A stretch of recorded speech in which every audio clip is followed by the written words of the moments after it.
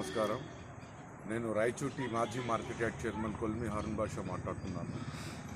మొన్న జరిగిన తుఫాన్ సంఘటన మీ అందరికీ తెలుసు. రాయచోటిలో చాలా మండవ నది ప్రవహించి ఆ చుట్టుపక్కల ఉన్న ఇళ్ల వాళ్లకు చాలా నష్టం జరగడం జరిగింది.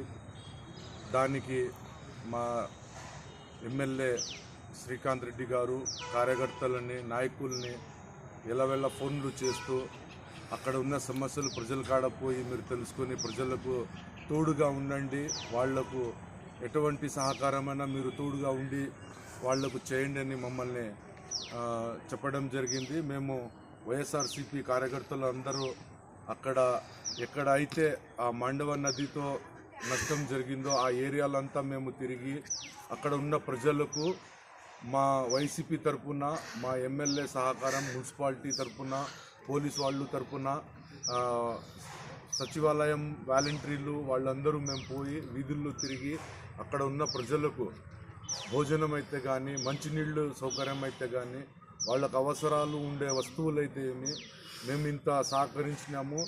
మొన్న ఏదో చుట్టచూపుతో వచ్చి టీడీపీ నాయకులు వీధుల్లో తిరిగి ఏదో హోటల్ నుంచి 10 రూపాయల ప్యాకెట్లు తెచ్చి పంచి ఏదో రాయచోటికి ఉద్ధరించాం మేము అనే ఫోజులు ఇచ్చిపోయినారు.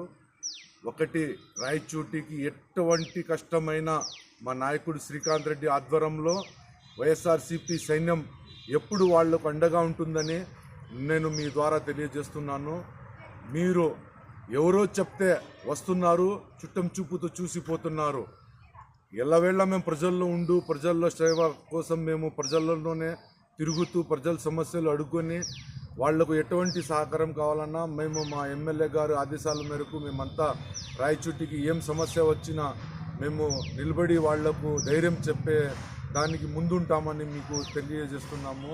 మీరు కేవలం రాజకీయం కోసం ప్రజల్లోకి వస్తారు, మేము ప్రజల సమస్యల కోసం ప్రజల్లోకి పోతామని మీ ద్వారా టీడీపీ నాయకులకు నేను తెలియజేస్తున్నాను. మీరు ఏదో పేపర్లో ఫోటో పడాలా, మీడియాలో మీరు కనపడాలా అనే ఉద్దేశంతో మీరు చుట్టల చూపుతో వచ్చి ప్రజల్లోకి పోతారు.